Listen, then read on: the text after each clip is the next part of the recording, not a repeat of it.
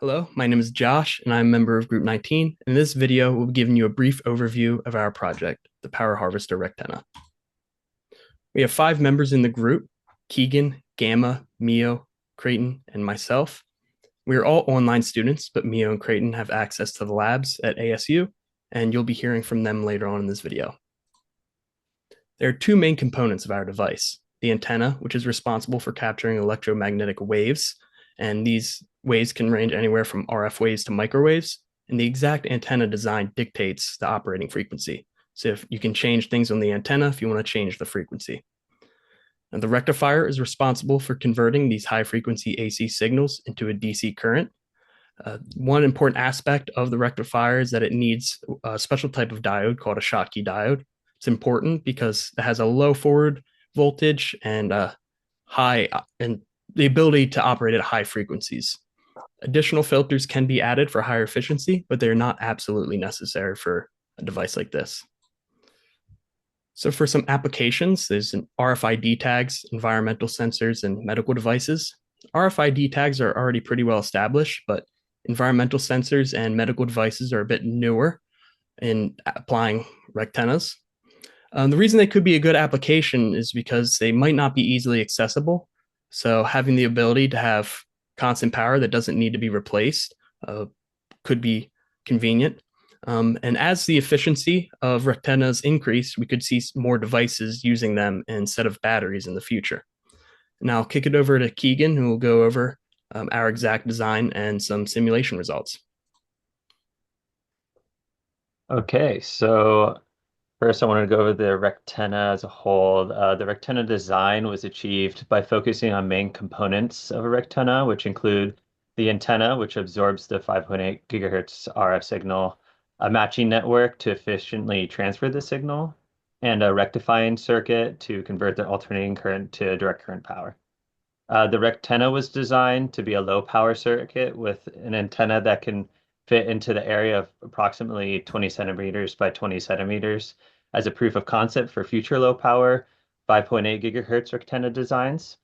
The efficiency of this energy conversion will be critical for maximizing the power harvesting of rogue EM waves. So next slide, please.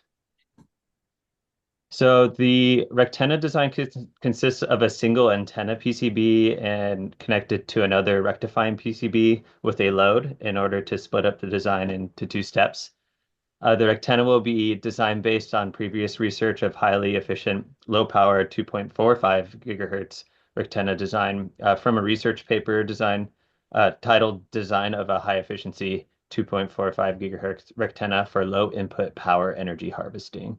And that was by Soon, Guo, He, and Song. So the antenna design consists of a double stub matching circuit at the top of the X-shaped antenna and an high gain X-shaped dipole equivalent with a reflective surface behind it to maximize the gain normal to the incidence of the rectenna's plane. The antenna PCB will also have a coplanar to microstrip transition for ease of physical measurements.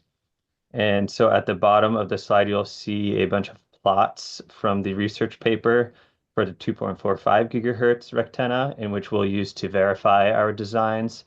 And they include a S11 plot and then some polar gain plots. So next slide, please. So the rectifier PCB, the rectifying circuit used to achieve wireless power transmission from the antenna to the load is a voltage doubler. You can see the picture from the research paper in the top right.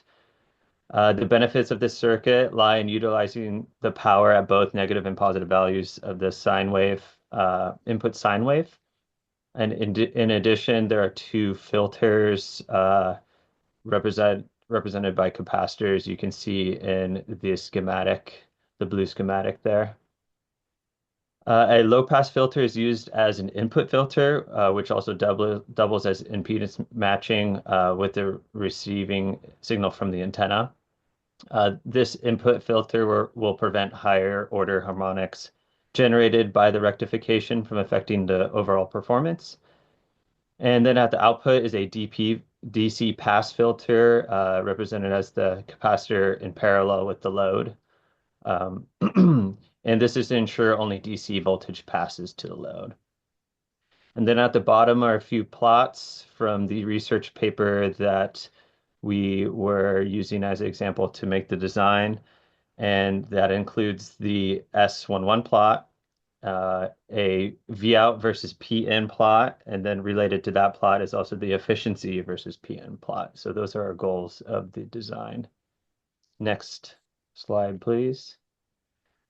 So the antenna simulation results, before beginning the design of the antenna PCB, a design equation was created using the Friese transmission equation.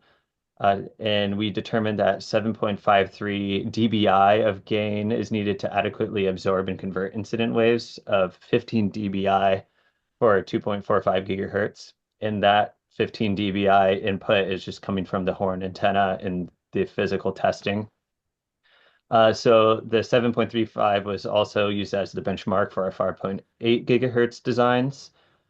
The proof of concept was created in ANSYS HFS by replicating the 2.45 gigahertz design and then converted to the 5.8 gigahertz design. We also used a goal of negative 12 decibels for the S11 plot. That is just from the research paper in order to gain the 7.53 dBi. So the 5.8 gigahertz, once it was converted from the 2.45 gigahertz, was optimized by changing the distance from the reflecting plane to the antenna PCB, the length of the double stub matching network at the top of the antenna, and then the distance between the coplanar transmission lines. And then an S parameter plot was obtained in order to ensure that the decibel goal for the reflection coefficient was achieved. And we ended up achieving a negative 18.88 decibel for the S11 plot. And then we also did a simulated the radiation patterns of the antenna.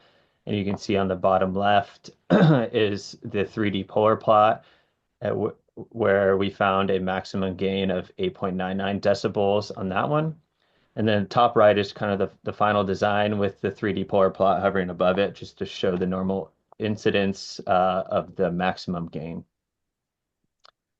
So next slide, please. So rectifier simulation results.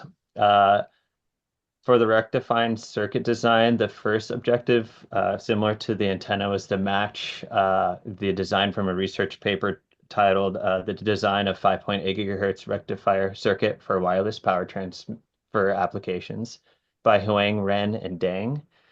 And this paper illustrated a 5.8 gigahertz voltage doubler circuit. So the simulation was done in Keysight ADS.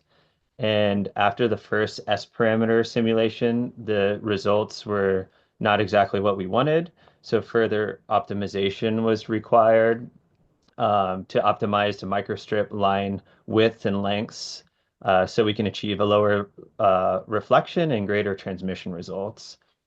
So the S11 that was achieved was a negative 40 decibel, and the S21 that was achieved was a negative 6.38 decibels, seen on the bottom left.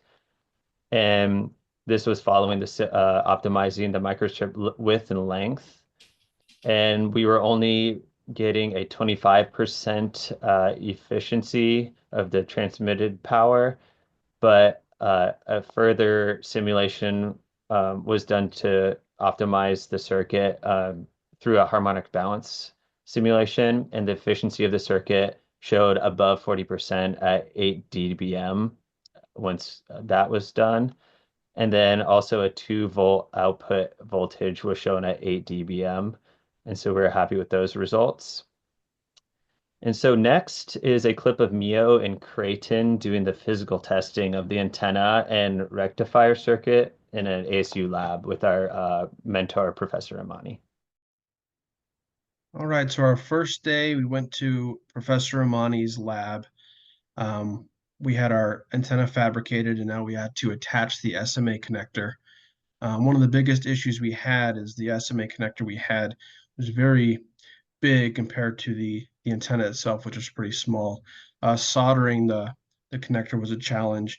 We had to use excess flux because the copper started to oxidize on us. But eventually we did get the SMA connector connected, and we were able to start doing our testing. Yep, so the day one, we got our S11, which is the return loss of the antenna.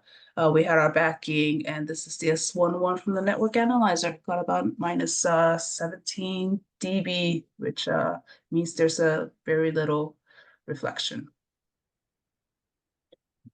On day two, once we got our connector secured better, we started messing with the horn antenna.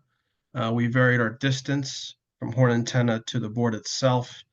We also swapped out different horn antennas as well. And then we started playing with the pitch of the antenna, and then also varying the angle of the horn antenna as well. Yep, so we try to get the S21 this time, which is how much power is getting transmitted to the output. So on the network analyzer, the top is S11, the bottom is S21. The higher, the better. We got about minus 16 dB on S21, which our professor was very happy with. So we try different distance. We put it sideways. It seemed like we were getting more power out of it. It was overall ultimate success, and we were very happy with the results we got. Yes. In our recent tests, we've successfully optimized a 2.4 gigahertz antenna designed for 5.8 gigahertz applications. The antenna demonstrated excellent performance with a power reflection S parameter S11 of negative 18 decibels, indicating minimal reflection loss, and a power transmission S parameter S21 of negative 16 decibels, suggesting acceptable power transmission with some insertion loss. With these antenna performance parameters, a 4 dBm input power to the rectifier circuit can be expected. While the rectifier circuit PCB is still in production and scheduled for testing and validation this week, simulations on ADS have confirmed our design approach and ensured that our antenna and rectifier system meet the required performance standards, giving a 1.25 volt DC output at the load. In conclusion, successfully, we optimized a 2.4 gigahertz antenna design for 5.8 gigahertz. We validated the antenna design S parameters to ensure low power reflection and acceptable power transmission. We've successfully simulated the rectifying circuit on AES to ensure DC power output and some potential efficiency improvements. We can explore our optimizing matching networks to reduce insertion loss and enhancing the rectifier circuit design to maximize power conversion and possibly utilizing higher quality components.